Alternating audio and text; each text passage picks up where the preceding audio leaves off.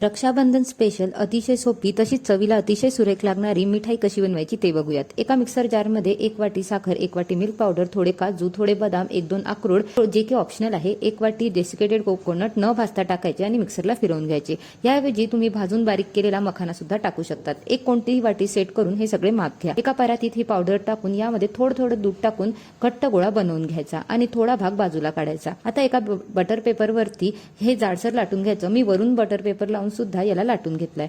आता स्टफिंग तयार करूयात। आतली स्टफिंग तयार करण्यासाठी 1 वाटी खजूर आणि 1 वाटी किसमिस बारीक फिरवून घ्यायचं मिक्सरला आणि ही पेस्ट मगाशी बाजूला काढून ठेवलेल्या मिक्सरमध्ये मिक्स करून एक लांब रोल तयार करून घ्यायचा आणि तो रोल जाडसर लाटलेल्या पोळीमध्ये ठेवून त्याला रोल करून पॅक करून 10 मिनिटांसाठी फ्रीजमध्ये ठेवायचं। 10 मिनिटं झाल्यावर बारीक पिस्ता टाकलाय, तुम्ही सिल्वर वर्क सुद्धा लावू शकतात। नंतर याचे छान असे काप करून घ्यायचे।